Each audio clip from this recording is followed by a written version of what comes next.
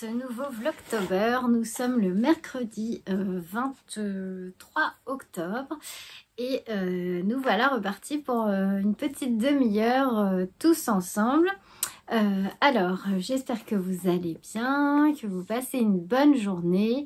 Il est 15 h et bon, j'ai pas eu le temps de venir avant. Enfin, si j'aurais pu, mais en fait, j'étais sur le châle, un jardin de camélias, que j'ai continué un peu ce matin. Ben, c'est long, hein. J'en suis à 45 rangs, c'est long. Ben, j'ai fait juste ça ce matin, entre autres de m'occuper de ma maison. Et puis là, j'étais en train de préparer pour donc continuer notre petite séance couture qu'on avait commencé mercredi dernier. J'ai aussi répondu à presque tous vos messages sur YouTube, donc merci beaucoup. Un grand énorme merci pour vos visites sous mes vidéos, vos petits pouces, vos petits cœurs et vos petits messages qui me touchent beaucoup et puis qui me motivent à continuer. Et je regrette pas du tout de m'être lancé ce challenge Vlogtober parce que vraiment ce sont de chouettes moments passés avec vous. Alors voilà, donc on va continuer donc notre séance couture puisque ça avait l'air de bien vous plaire en fait. Alors, je suis contente. Et avant de vous montrer ça, je voulais vous partager juste dans les messages, dans les commentaires, il y a une d'entre vous qui m'a partagé un patron de châle gratuit que j'ai adoré et que j'ai tout de suite mis dans mes favoris. C'est un châle à un écheveau. Que je dise pas de bêtises, oui, 366 mètres, donc ça fait un écheveau en fingering qui est disponible en anglais. C'est le Wild at Heart, je crois que c'est Litou, mais je voudrais pas dire de bêtises. Donc merci pour ton partage. De Megan Mako, et il est super joli. En plus, les couleurs dans lesquelles il est présenté sont vraiment très jolies. Alors je vous montre déjà une photo. Donc ça fait un peu comme le Nuit Estivale en fait, mais les petites jetées là, les petites ajourées, les petits trous, ils sont plus sont disposés différemment, mais j'aime beaucoup. Et il a l'air plutôt très long pour un châle à un écheveau. Et je trouve qu'elle a choisi des belles couleurs, ça donne envie de le tricoter. Voilà. Donc c'est un patron gratuit. Il a été tricoté 215 fois. Et je l'ai mis tout de suite dans mes favoris. Là, j'ai regardé un petit peu les modèles qui avaient été tricotés. Il y en a des très jolis. Il y en a des sympas avec des laines, des fils avec des effets, des speckles. Là, c'est joli, hein. Donc voilà, encore un projet ajouté à mes envies. Voilà.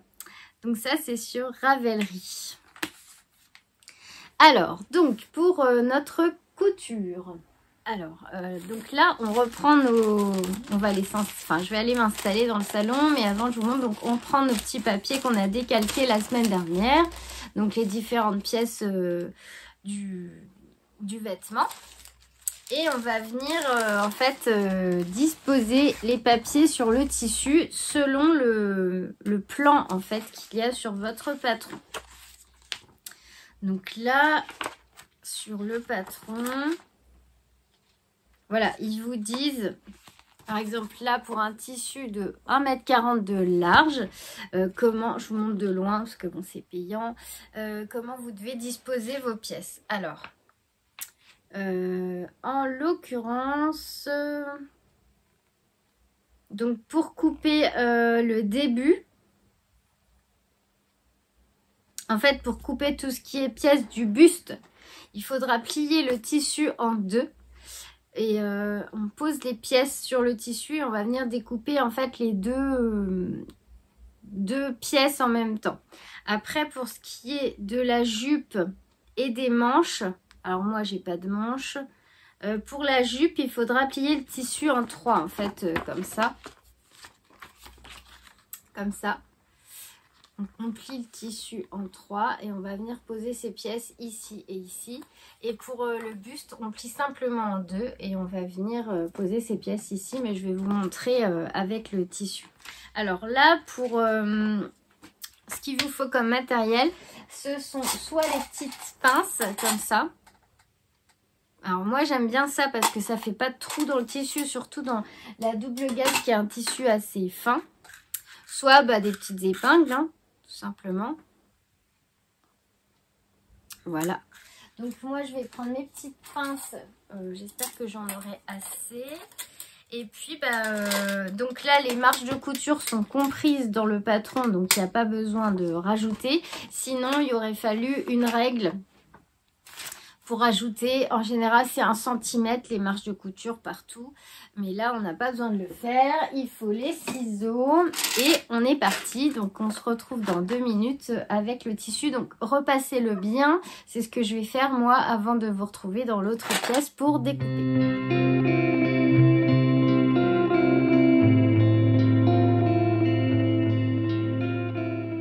Juste 2 secondes, j'ai posé les morceaux du patron sur le tissu en suivant le plan. C'est pour optimiser le tissu et voilà, l'utiliser le mieux possible. Dans ce sens là c'est plus simple.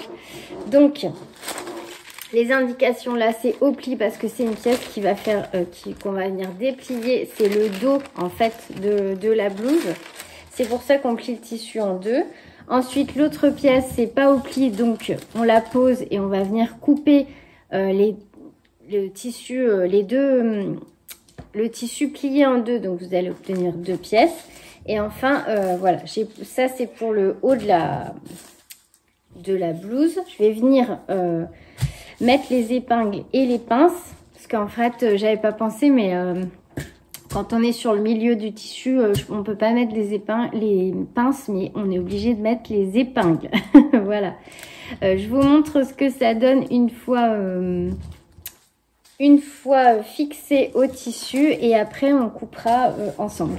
Vous avez cette flèche-là, elle vous indique le droit fil. Le droit fil doit être toujours parallèle avec le bord de votre tissu en fait, ici. Cette flèche-là, elle montre que voilà, ça et ça doit être parallèle. C'est pour utiliser le tissu dans le bon sens en fait, dans le sens du tissage. La première pièce est découpée. C'était juste voilà pour vous montrer. Donc en fait, hop, là on a donc le morceau de papier de patron qui est fixé par des épingles et des pinces sur le tissu. Ici, on avait l'indication donc de couper au pli. Donc là, on a bien le pli de mon tissu pour pouvoir déplier la pièce en 2. J'ai bien laissé mon tissu et mon patron à plat sur la table et je suis venue découper tout autour avec mes ciseaux. Ce que je fais en général, c'est que je laisse le papier sur le tissu et je vais venir empiler toutes mes pièces de patron découpées. Comme ça, en fait, quand il faudra suivre le patron, il y aura toujours les indications dessus avec le numéro de la pièce. Donc, le numéro 2, c'est le dos. Donc, je vais pas chercher, parce que des fois, elles se ressemblent, les pièces. Donc, je laisse bien le papier dessus parce que des fois, entre le dos et le devant, ça se ressemble et on peut se tromper. Donc, voilà, je laisse ça comme ça et je vais venir les empiler. Donc, là, je vais tout découper et on se retrouve juste après. Donc, suivez bien le plan de votre patron. Il vous permet vraiment d'optimiser l'utilisation de votre tissu et d'en avoir assez. Parce que là, par exemple, pour ce modèle, il préconise 2 mètres de tissu. Des fois, si vous mettez pas les pièces du patron dans le même sens ou au même endroit qu'eux, peut-être vous allez manquer de tissu. Voilà, c'est vraiment pensé pour. Donc, regardez bien la largeur de votre tissu. Là, c'est donc 1,40 m. Et au départ, je commence avec le tissu plié en 2. Une fois que j'aurai découpé toutes les pièces du buste, il faudra que je plie mon tissu en 3 pour découper le morceau du volant, la jupe et les poches. Voilà, donc on se retrouve juste après. Voilà, donc toutes les pièces sont découpées. Maintenant, en fait, d'ailleurs, je dois avoir un tissu qui fait pas 1,40 m de lèse, mais 1,20 m, je pense, parce que j'ai pas eu assez pour couper les poches. Et je me dis, bah, c'est pas grave, l'intérieur des poches, je vais le faire d'une autre couleur. J'ai des restes de double gaze et du coup, je vais couper les poches dans une autre couleur, parce que j'aime bien quand même avoir des poches sur une robe. Voilà, il me reste un morceau, mais c'est normal, c'est j'avais décalqué, c'est le dessous du devant, si jamais c'est la bande de propreté en dessous, en fait, si jamais on ne met pas de volant, mais moi bien sûr je mets un volant. Donc ensuite, le plus compliqué, je trouve, est terminé. Tout est prêt. Donc moi, je garde... des fois, je me prépare des patrons d'avance, comme ça. Et donc, alors, hop, je me fais des petites piles avec des patrons déjà découpés, comme ça. Donc, en laissant bien le papier dessus. Si je le coupe pas tout de suite, en fait, ça me permet de bien retrouver mes pièces. Je sais que c'est la pièce B, le devant gauche, voilà. Et je mets ça en pile dans un coin. Et quand j'ai du temps pour coudre, et ben je prends mes tissus et mon patron et puis je m'y mets. Là, je vais pas avoir le temps parce que je dois emmener ma ronflette, ma Fufi, chez le vétérinaire. Donc, c'est pour un vaccin, mais voilà. Donc là, j'ai pas trop le temps. Je pense pas que je vais pouvoir commencer à la coudre. Mais dès que je commencerai à coudre, je vous montrerai où j'en suis. Qu'est-ce que je peux vous donner d'autre comme conseil? Si vous avez des questions, n'hésitez pas à me les poser. Voilà, en fait, hein, maintenant, je trouve que les patrons... Alors, hormis les Burda, j'ai rien contre Burda, mais franchement, je trouve que les explications des patrons, genre Ikati ou Jolie Lab, sont tellement bien faits que je trouve que Burda, à côté, c'est pas évident. Donc moi, si j'ai un conseil à vous donner... on pourrait avoir déjà cousu aussi bien du Burda que d'autres patrons. Ne commencez pas par un Burda. Ça va vous décourager. Franchement, je trouve pas ça super. Et puis là, en fait, je suis sûre que si vous allez sur leur site, il y a une vidéo qui est dédiée pour vous aider. En tout cas, pour le Sweet Jasmine Mum de Ikati, il y a une vidéo. J'avais cousu la blouse aussi, je sais plus le nom, Ida je crois, Ida Mum, il y avait aussi une vidéo. Voilà, là je vous ai pas dit, mais je porte une chemise que j'avais cousue avec un patron de Jolie Lab, c'est la blouse Hazel. Que j'ai déjà cousu 2-3 fois et que j'ai envie de... D'ailleurs j'en ai une qui est découpée là, qui attend d'être terminée d'être cousue en fait. Voilà, j'ai pas pris le temps de finir. Voilà, donc ensuite, quand vous tournez la page du patron après donc le plan de coupe, vous avez les grandes étapes et puis après vous avez les étapes en détail, image par image. Voilà, donc ça, bah, je ne peux pas vous montrer vu que c'est un patron payant. Mais qu'est-ce que je pourrais vous donner comme... Qu'est-ce que je pourrais vous donner comme conseil? Juste bien repasser entre chaque étape, c'est super important parce que le repassage, c'est vraiment 80% du travail en couture. Ça vous aide beaucoup, n'hésitez pas à repasser. De bien choisir votre aiguille en fonction du type de tissu choisi. Si c'est du jersey, il y a des aiguilles pour le jersey. Elles sont un petit peu plus pointues comme c'est du tissu extensible. Le fil, alors moi j'utilise exclusivement du Gutermann parce que pour en avoir essayé beaucoup, je trouve que c'est celui qui ne casse pas et qui s'en mêle le moins. Enfin, j'ai pas de souci avec ce fil, il est de très bonne qualité. Metler aussi, ils sont pas mal. Après, j'ai déjà essayé d'acheter des fois chez Lidl, ça vaut le coup. Il y a plein de bobines de fil. Il y a des moments ils font ça, des petites caisses avec plein de bobines, mais alors le fil, pardon, enfin, je trouve que c'est pas de la bonne qualité, il cassait beaucoup. Ouais, non, j'ai pas aimé ce fil là. Après, c'est les seules marques que je connais puisque j'utilise quasiment que ça. Si, le fil biologique de chez Cousu Bio, pour en avoir déjà acheté aussi beaucoup, il est pas mal, mais après il est plus cher et voilà, mais il est très bien aussi. Qu'est-ce que je peux vous dire d'autre? Bah voilà, de toute façon je vais, quand je commencerai à coudre, alors soit tout à l'heure, si quand en rentrant du veto, si on rentre pas trop tard, si elle a pas de retard. Sinon bah ce sera mercredi prochain, parce que samedi je travaille du soir. Donc l'après-midi, bah, je ne serai pas là pour coudre. Mais je vous montrerai où j'en suis. Et puis, si vous voulez, bah, vous pouvez me poser des questions par rapport à la couture. Il n'y a pas de souci, je me ferai un plaisir de vous répondre. Donc ça, je mets de côté.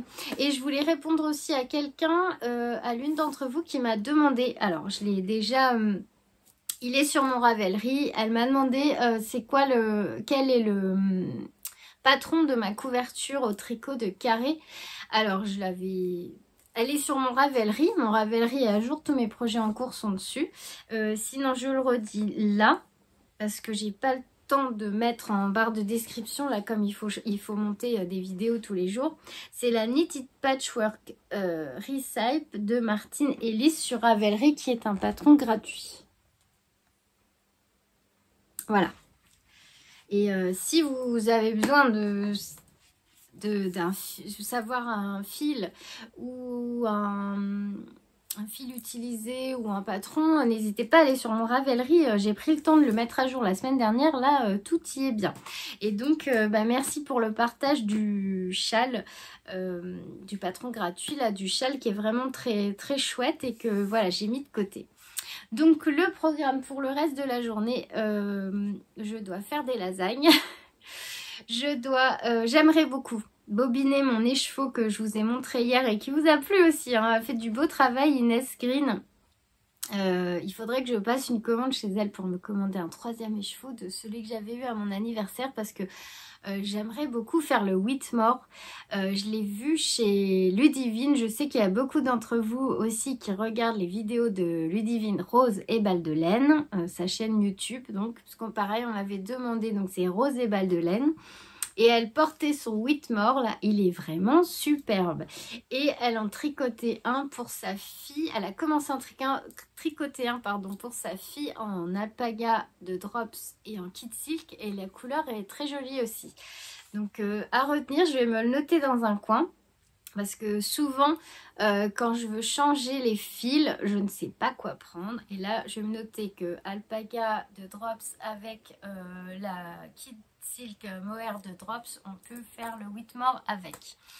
Voilà, je crois que j'avais rien à vous dire d'autre pour aujourd'hui, vu que j'ai répondu à tous les messages quasiment ce matin sur YouTube. Je dois aussi préparer vos petits colis. J'ai préparé les petits pochons pour mettre de la lavande dedans.